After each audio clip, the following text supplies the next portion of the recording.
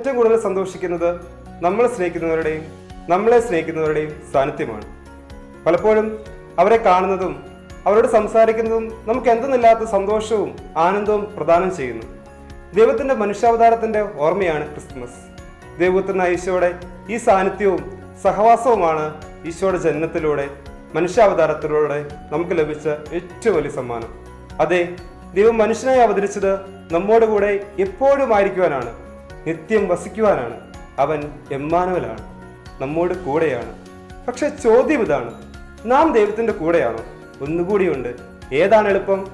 ദൈവത്തിന് എൻ്റെ കൂടെ ആയിരിക്കാൻ സാധിക്കുന്നതോ എനിക്ക് ദൈവത്തിന്റെ കൂടെ ആയിരിക്കാൻ സാധിക്കുന്നതോ? ആദ്യത്തെ ആയിരിക്കും കൂടുതൽ നല്ലത്. കാരണം നമ്മൾ എപ്പോഴാണ് ദൈവത്തെ ഉപേക്ഷിച്ച് പോവുക എന്ന് പറയാൻ പറ്റില്ലല്ലോ. ദൈവം കൂടെ ആയിരിക്കാനായി ആഗ്രഹിക്കാം, പ്രാർത്ഥിക്കാം. നമുക്ക് പ്രാർത്ഥിക്കാം. ഉണ്ണീശോയെ, മനുഷ്യാവതാരം ചെയ്ത് കാലത്തോളത്തിൽ പിറന്ന അങ്ങയെ ഞാൻ ആരാധിക്കുന്നു. എപ്പോഴും എൻ്റെ കൂടെയുള്ള നിന്റെ സാന്നിധ്യം അനുഭവിച്ച് ജീവിക്കാൻ എന്നെ സഹായിക്കണമേ. ഉണ്ണീശോയെ, നുണകൾ പറഞ്ഞും പ്രചരിപ്പിച്ചും ആളുകളെ തമ്മിലടിപ്പിക്കുന്ന, വർഗീയത വളർത്തുന്ന എല്ലാവരെയും നേരിൻ്റെയും ഒരുമയുടെയും പാതയിൽ നടത്തണമേ.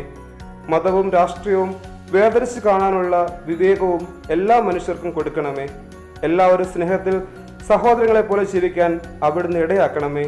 ഇന്നത്തെ എൻ്റെ എല്ലാ പ്രാർത്ഥനാ നിയോഗങ്ങളെയും സഫലമാക്കണമേ.